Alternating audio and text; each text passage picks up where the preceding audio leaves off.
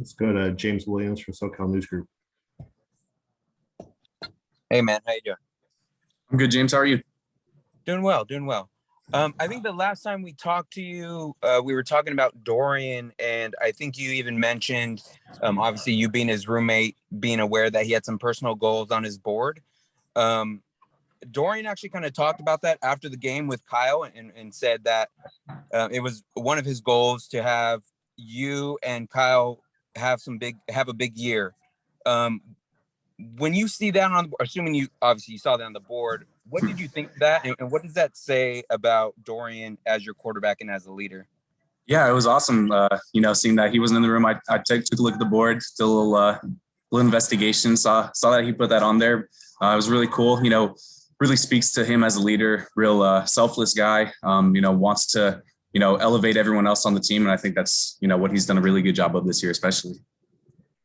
And Kyle had a pretty solid game. I think he had like 99 receiving yards, and then he has that 82-yard punt return for a touchdown. Can you tell me a little bit about Kyle? And obviously, if you guys are in that receiving room together at all, like what kind of leader is he? And obviously being a fourth-year guy as well. And what are some things that you've kind of picked up and maybe added your game from someone like Kyle? Yeah, I mean, he's such a playmaker, and he's, incredibly shifty. You really can't guard Kyle. A lot of times I'll go to him and, try and, pick his brain, see what he sees, what kind of stem should I use on this route or whatnot, because he's got a really good feel for, how defenses play, how defenders play, and, how to exploit them. So, I mean, he's an incredible leader in the receiver room as well, as you said. I mean, his fourth year here, especially being an early enrollee. I remember I came here and I was playing receiver a little bit. I was playing that slot position under him, and he was a, really good mentor for me, even, just being my same age. So he brings people along really well. Thanks, Greg. Yep. Let's go to Ben Bulch, LA Times. Hey, good morning, Greg. How's it going, Ben? Great, thank you. Can you give us a little more detail about like what exactly is on the board, which guys are on there, what does it say? Yeah, like you said, it's got me and Kyle up there. It's got, personal goals that I think, like, just not, separate football stuff, things about like personal stuff for him that I'm sure he's, not too inclined on sharing, but also just, make us the best team that we can be, win every week is up on there. And I mean, basic stuff like that. Not a lot of it is super specific, but it's just kind of a reminder, of what our goals are and, the kind of season we want to have. And then the question I think everybody wants to know, is this your last UCLA game? Well, I'm going to, talk about all that kind of stuff with my family, with my coaches, kind of see what the plan is in that regard. But right now I'm just working on, winning every single game. That's where my entire focus is on. And one more thing, you had that holding call last week, and it was a big run by Britton. Did you kind of go over to him afterward and say, my bad? I think it was like a 50-yard run. Yeah, I was not happy to have received that call. We watched it on film. I'm going to sit here today and say I was, pretty tight hands. I thought I had the block of my life right there. So I was pumped when he, went 50 for it. But got to make the corrections. And yeah, of course, my bad, Britt or Zach. Thanks, appreciate that. Let's go to Joe Reedy from the AP. Hey, Greg, what was it like? But I know you had a big game against USC last year, but what was it like just playing in that game in an empty Rose Bowl? Was that just one of the games where just lack of fans stood out the most? Well, I mean, obviously the fan support is huge. We love, the support that we get and all the love that they show. But I think it wasn't too much of a deal. I mean, they played that artificial crowd noise, which actually did a pretty good job at simulating some stuff. And I mean, either way, you're pretty much in the zone. You're not too worried about, the surroundings. You're just worried about what's downfield. So.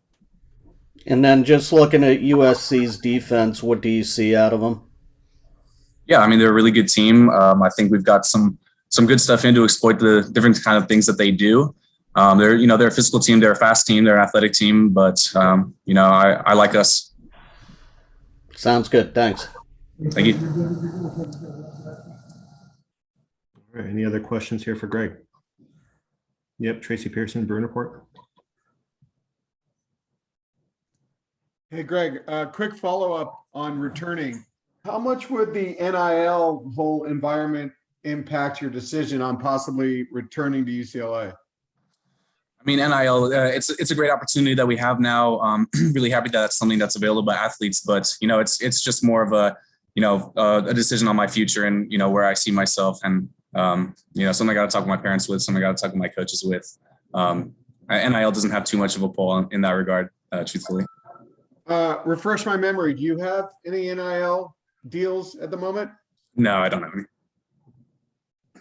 Okay, like nothing about shampoo or anything like that? I've been talking to people. I need some condition. The amount I'm spending on conditioner these days to maintain this, it's getting a little wacky. So maybe I'll look into it. Okay, just suggestion. I thought you could maybe. Oh yeah. Thanks. Thank you. All right. Anything else here for Greg? All right. Wrap it up. Thanks for your time, Greg. Thank you, guys.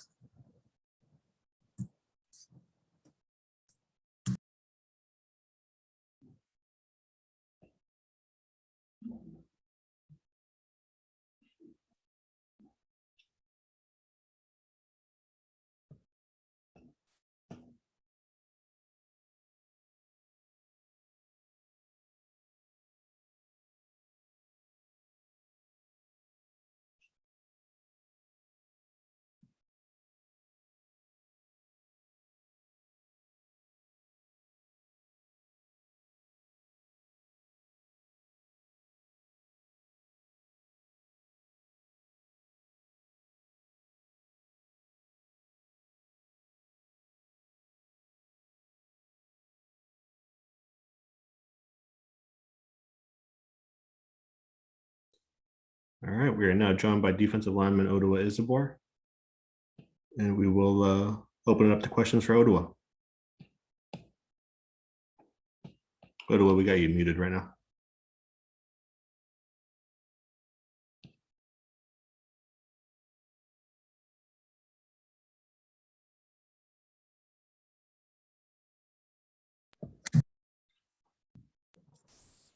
There you go. All right, let's go to James Williams from SoCal News Group. Hey man, how you doing? How you doing, James? Doing well. You had a pretty solid game. I think you recorded 2 sacks and a forced fumble.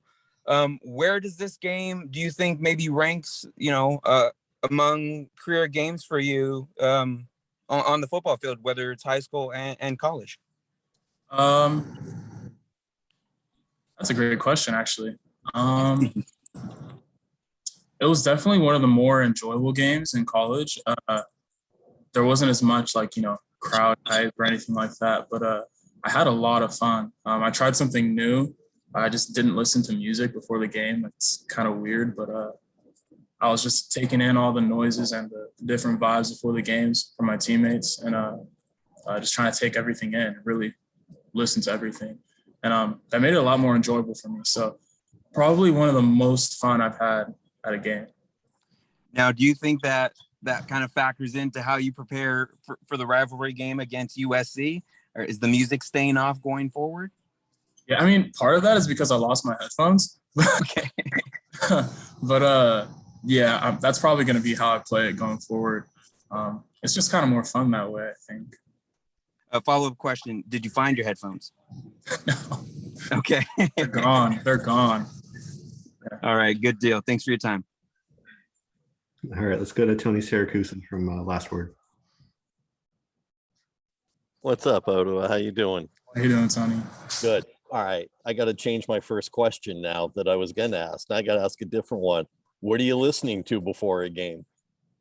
Okay. So before I lost my headphones, right.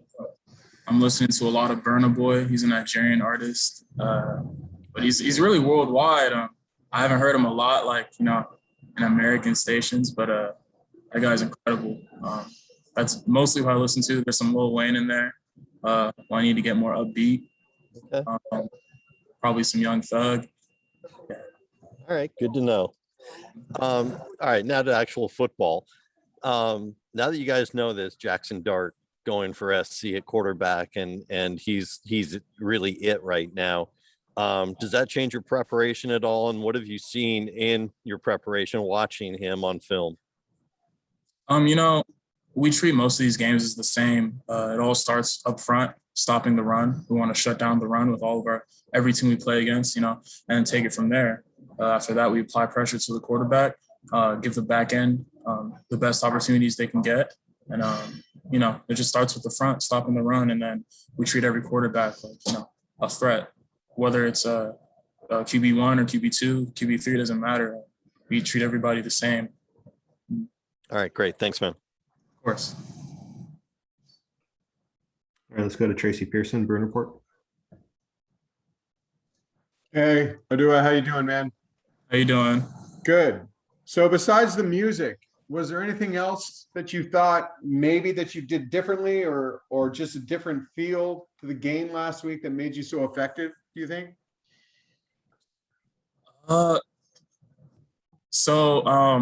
During the week, I kind of took my life in college in perspective. Like I looked at it from a broader scope, and I started to understand more that I have like only a few more games of my life left to play football. You know, like what I'm trying to say is that football is not something that goes on forever. You know, it's limited. So why feel stressed before a game when I can have fun? And that's kind of something everyone talks about, have fun, but like that sort of thing goes in one ear, out the other.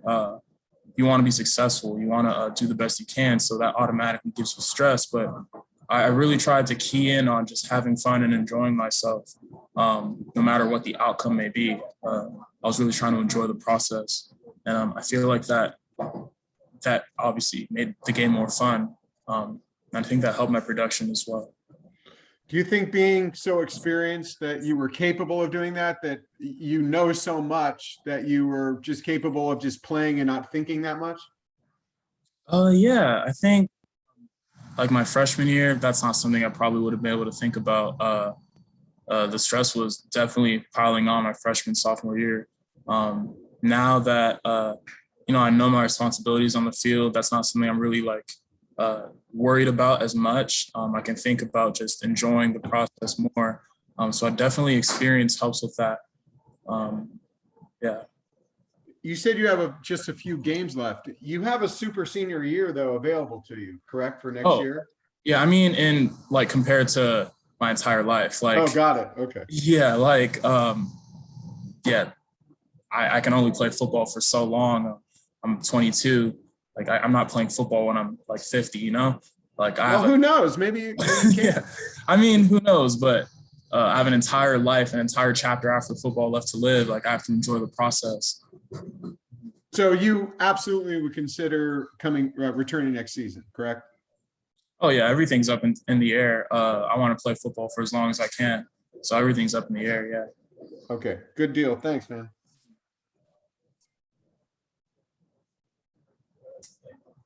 All right, other questions here for Odua? In that case, we will wrap it up. Odua, thank you for your time. Well, thank you. I appreciate it.